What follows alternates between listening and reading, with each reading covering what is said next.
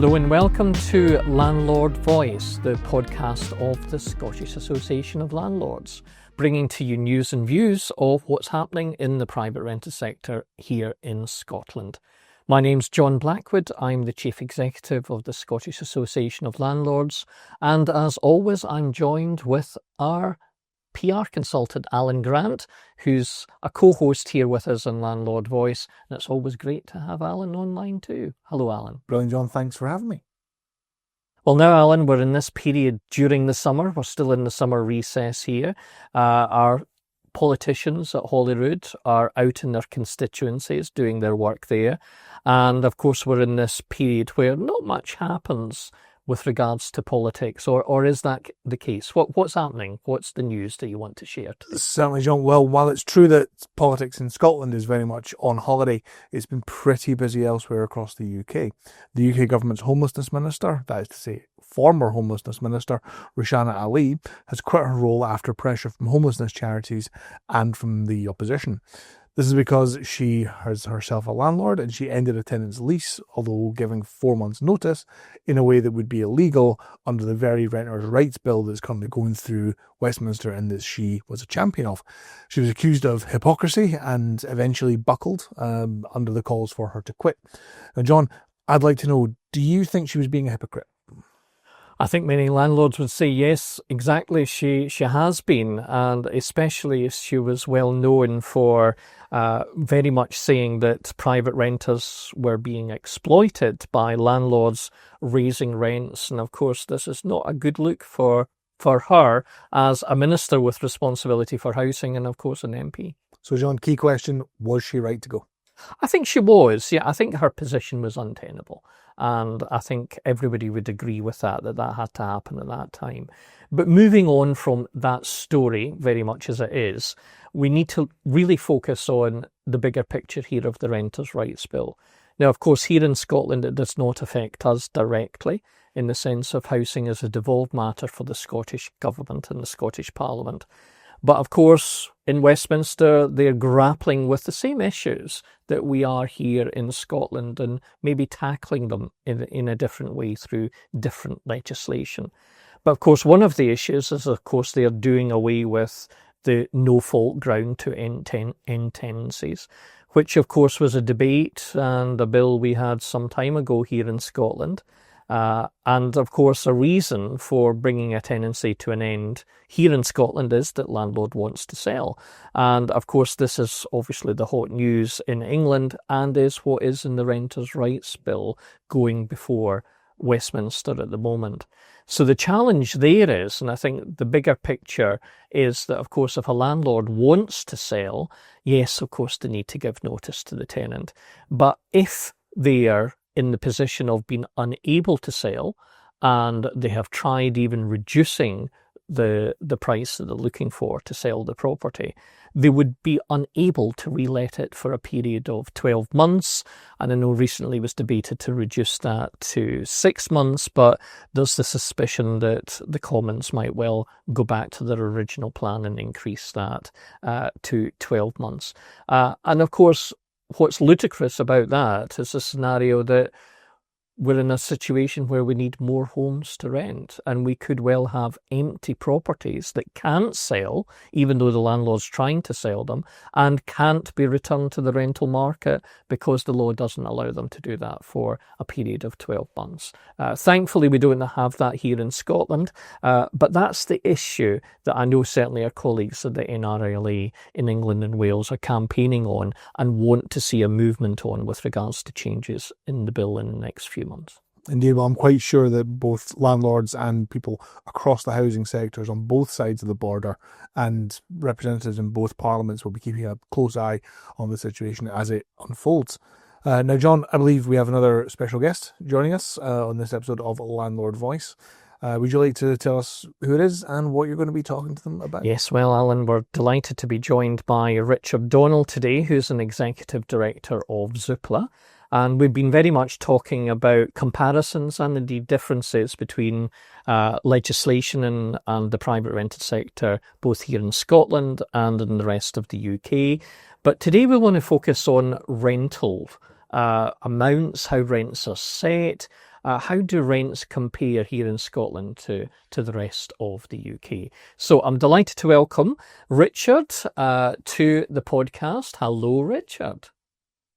Hello, gentlemen. Hello. Thanks for taking the time to be with us, Richard. So it's always great to get your experience as to what's happening, not just here in Scotland, but it's always good for us to compare, well, how does that compare to the rest of the UK? What does that look like when it comes to real figures? But could you maybe start by telling us a little bit, for those who are listening today who are not familiar with Zoopla, to tell us about what you do as Zoopla? Yeah, I'm a research director at Zoopla. I've been a housing market analyst, commentator for far too many years than I care to mention. I'm nearly 25. And at Zoopla, look, we're a huge, great window on all the homes for rent and for sale right across the UK, including Scotland. We have about 9 million people using the website every month, looking to make property decisions, investors, home buyers and renters. And our job is really to, really to help all types of consumers, whatever their need, is to make better property decisions, whether it's buying your first property, buying another investment property, or looking to trade up to a different property or different area. And of course, you'll have a good data set, shall we say, of the whole of Scotland and all the postcode areas. So it's going to be really good to hear from you about some of the findings you might want to share from your own data there at Zoopla. We've been talking about how both the Scottish Government and the UK Government have taken often very different views on how they regulate the private rented sector and what the future of private renting will look at. And of course, you'll be aware that here in Scotland, we've operated under rent control restrictions for the last couple of years, and that just came to an end in April this year. So, but does that distort the rental market? Has that shown any differences between how Scotland operates compared to the rest of the UK, just because we've had rent control, or has it really not made much difference? What's been your impression of that? Well, I think my big first observation is I think England is simply catching up with Scotland with the focus on security of tenure. I think the government that looks after the English rental market has sort of avoided getting too involved in where rents are set and how rents are set, whereas obviously the Scottish Government took a different view on that.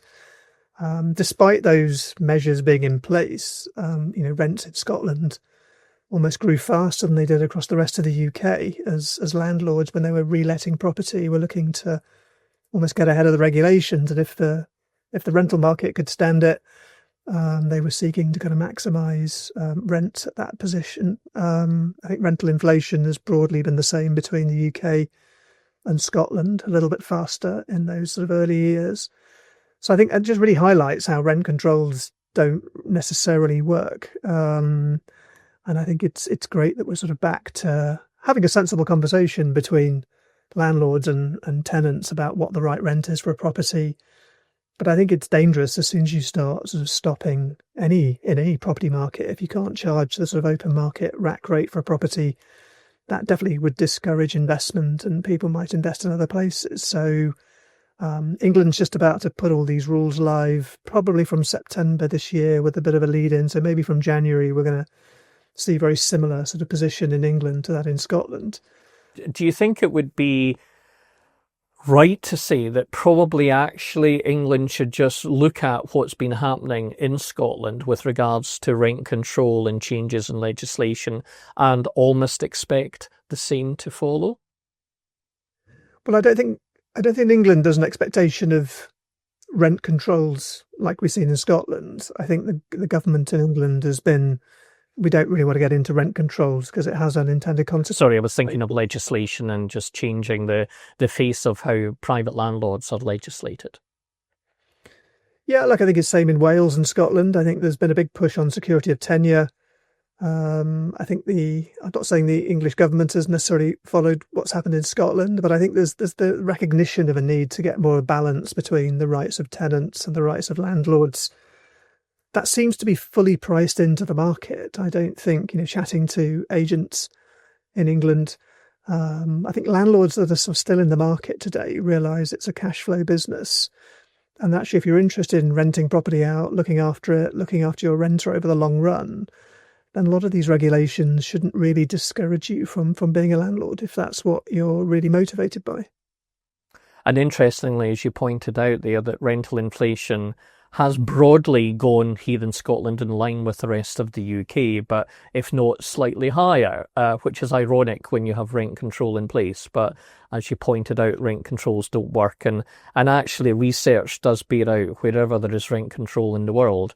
One thing it does do is it raises rents. It's just a market response to that, even if it's capped as to what you could raise that rent to.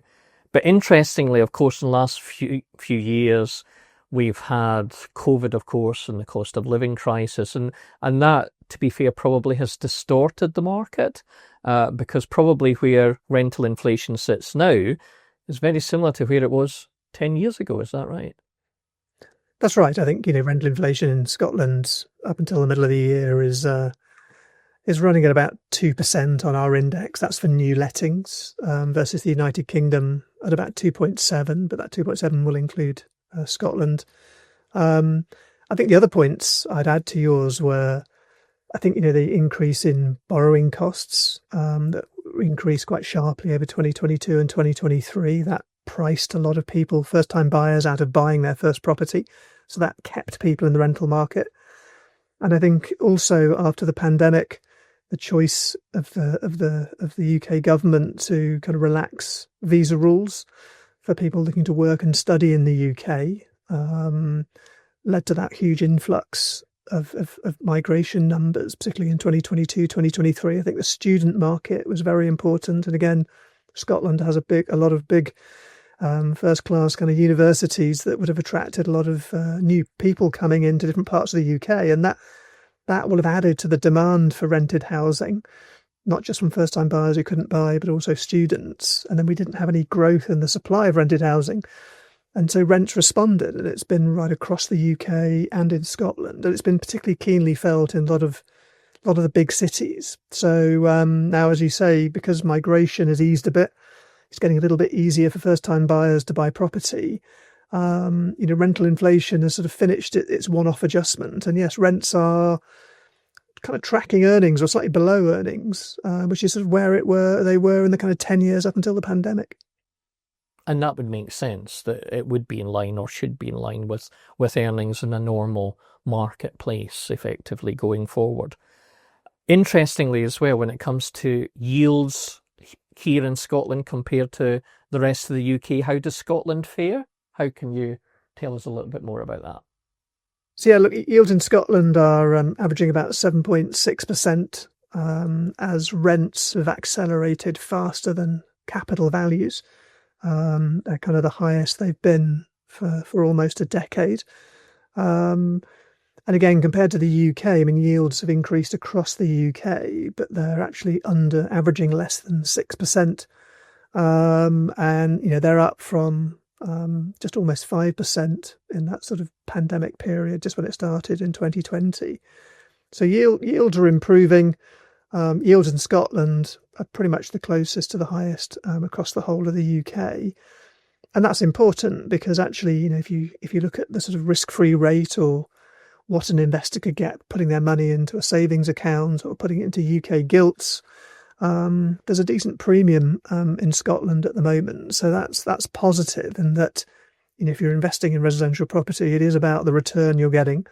That's the ongoing yield for the rent you're getting, plus any house price inflation you might see on top of that. So Scotland's in a decent position when it comes to yield. Yeah, that sounds good. It sounds as if Scotland's still a place to do business and to invest in. So if you take it at that very base level. And of course, we've been looking at that bubble, shall we say, in the last 5 years as to how rent inflation has gone up. But we've had other interventions through legislation, whether it be tax changes for landlords as well, which is again probably forced some landlords to increase their rents as well too. So there's been a range of different pressures there on landlords. If we look at Scotland specifically then, as opposed to compared with the rest of the UK, let's look at, broadly how Scotland is doing and where is there's strong rental inflation? Do we have hotspots in Scotland that you could be saying to us, this is where you could be looking to invest and why? Yeah, no, I think what we're definitely seeing at the moment, even though rental growth is slowed across Scotland, again, on our index of new lets, it's particularly strong in Motherwell postcode area, nearly 9% increase in rents in the last year, and also in the kind of borders as well, Dumfries and Galloway, DG, also the TD postal area down in south of Berwick, and those two areas between 6 and 8% rental inflation. Dundee is struggling a little bit. I mean, rents have softened there a little bit by 3%. Again, I think that's probably to do with the pace at which rents increased, changes in student numbers, those sort of localised factors. So what you can find is, rental growth. And look, there will be variances year on year. Again, when you stand right back and look at the last 5 years, because renting's a long-term game. I think because of the lack of investment in the kind of North Sea oil and gas industry, rents in Aberdeen over the last 5 years are up 23%. Similar in Inverness at 26%. But at the other end of the spectrum, you go to Paisley, postal area, rents up 54% in 5 years. Motherwell as well, 46%. And again, if you look at Glasgow as a sort of bigger postal area, rents up 46%. So I think what we've really seen is real affordability pressures have come in from the cost of buying, cost of living pressures, but also then that strong migration, students, workers. I just think I think some parts of the country were probably under rented 5, 6, 7 years ago. And I think now we've got sort of more demand for rented housing. I think there has been some sort of above average catch up in rents in some of these sort of cities.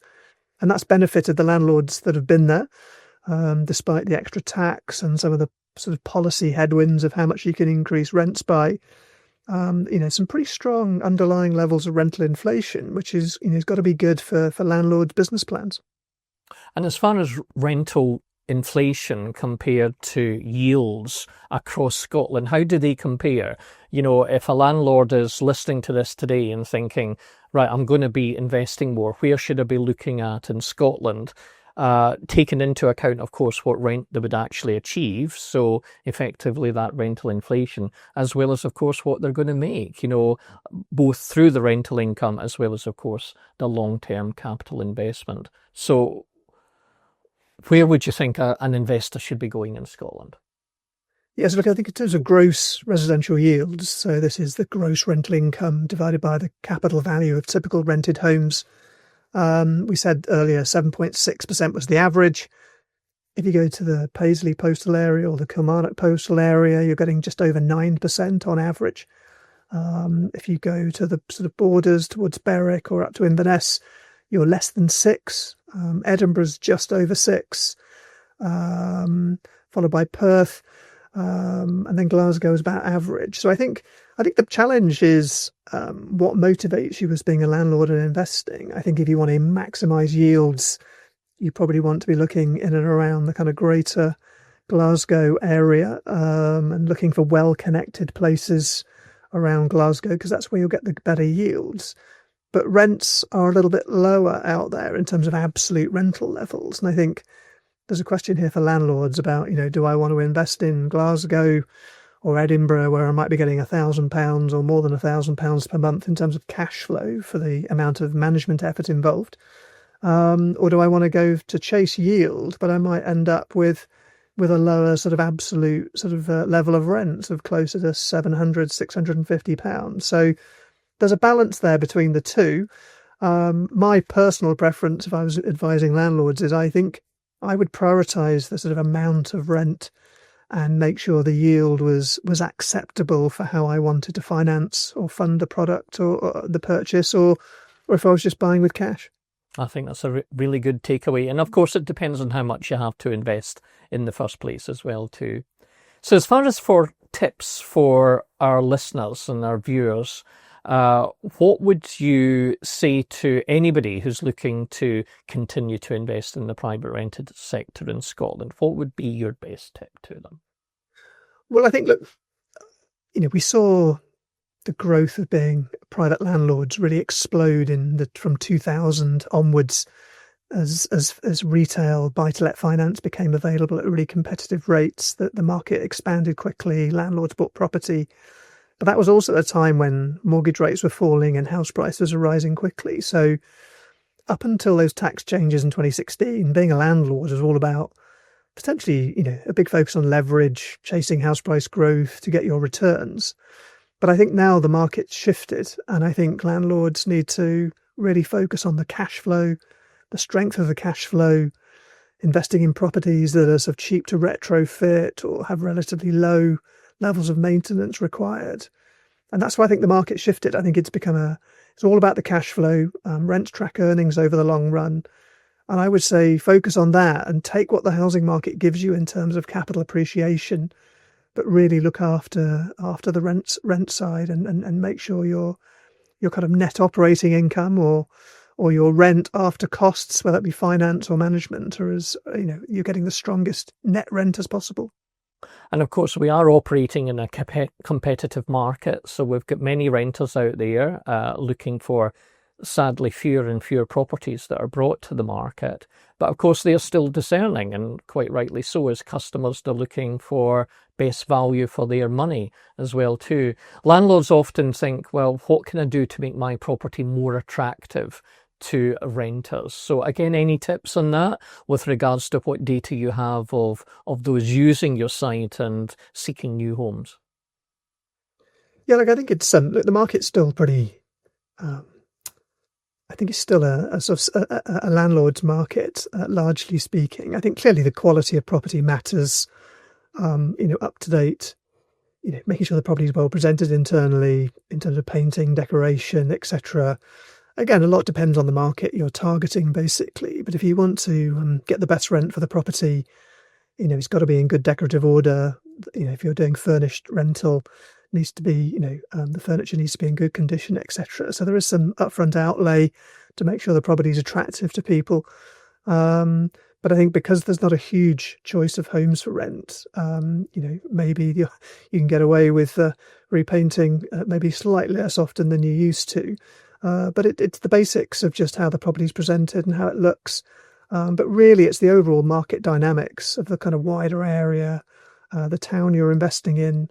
I think how easy it is for renters who are looking to buy to actually buy property, is a factor that could have an impact on your rent levels and how much rents might go up, as much as how good your property looks. That's great. Richard Doyle, thank you very much for taking the time to join us on this episode of Landlord Voice, and we look forward to hearing more from you. And you're going to be speaking at our conference. We're going to be talking more about that shortly on the 21st of October. You're going to be joining us at Murrayfield Stadium in Edinburgh, so I guess we'll be able to explore this subject and much, much more when you're with us in person. Thank you, Richard, for taking the time to be with us. Thank you. Well, it was certainly a great conversation. Thank you, John, and our thanks again to Richard from Zoopla for joining us today. John, just based on what Richard's told us, I'd like to probe just a little bit deeper on the many areas he discussed. What's your reaction to what you've just heard from him? I think the main takeaway is that Scotland's still a good place to invest. I think that's what we're hearing. So despite everything that's been happening with regards to rent control, changes in legislation, changes in taxation, and the cost to landlords, because it's certainly, it's a harder job being a landlord. There's more involved in it, and certainly it costs more. But despite all of that, is it still a worthwhile investment? And I think Richard's making it clear to us. Yes, it is. So compared to other investments out there, it still is. But of course, you have to put the time and effort into it. And for us as landlords, it's about not just doing the work to make sure that the property is up to standard, providing the best accommodation we can for our tenants, but equally that you're informed well enough and that you're up to date with the changes in legislation. So I think certainly as a landlord myself, it's still something that I want to be involved in, and I'm pleased to see that Zoopla, from a statistical point of view, can see that rents are still increasing, and actually, interestingly, they're now going back to where they were about 10 years ago, and they're matching increases in earnings as well too. And that's what we want to see, because although rents will go up, and we know that that's the natural course of things, but they have to be affordable for tenants. And I think that's important. We don't want renters to be in a position where they're in a home that we rent to them and they can't afford it. So as long as earnings are rising comparatively so with rents, then I think that's a healthy position for us to be in going forward. And overall, it's, of course, from what Richard was saying, still a worthwhile investment. Indeed, I'm sure we'll look forward to welcoming Richard back to another episode of Landlord Voice in the future. We're just pivoting ever so slightly to another important day in the SAL calendar that we've got to look forward to. I understand that preparations for Scottish Letting Day are well underway, SAL's annual conference in October. Can you remind everyone listening and watching what SAL has planned and how they can get involved and how they can attend? Yeah, I think the main takeaway, of course, is we have our big Scottish Letting Day conference, which is coming up on Tuesday, the 21st of October. If you haven't booked your space yet, please do. It's really the number one event for the private rented sector in Scotland. It's the biggest event at Murrayfield Stadium in Edinburgh, and we take over the whole stadium. And it's not only the biggest conference, it's the biggest exhibition as well too. So we have lots of trade stands out there wanting to obviously sell their wares to delegates. And of course, landlords, I know, take a great deal from that conference and exhibition to find out more, and the different suppliers that are available to help them in their business and provide the best accommodation that they possibly can to renters. So as always, fun-packed day. Lots of different speakers there, of which Richard Donnell is one. So he's going to be picking up on some of the issues we've been talking about here today, but also giving other tips as to how we can make our properties more attractive to renters, and of course tell us a little bit more about what they're looking for, and maybe even changes in the marketplace going forward. So I think that's going to be really quite interesting. So there's a lot there. We have published the programme now, so it is online. If you go to scottishlandlords.com, you will see the full programme there and how to book your place. So please make sure that you do, and I think it's going to be a fantastic day as always. I'm sure it will be a great day. Thank you for that. Thank you for that, John. And with that, another episode of Landlord Voice comes to an end. Thank you for watching and or listening, and please do think about liking, sharing, or subscribing to our podcast. It really helps us out and helps us reach more people. So it just remains to say for me, Alan Grant, and for John Blackwood, we'll see you next time.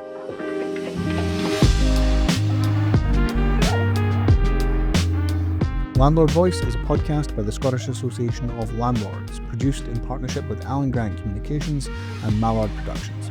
All footage and music was used with permission. Questions, comments, suggestions, or other feedback should be sent to alan@alangrantcommunications.com.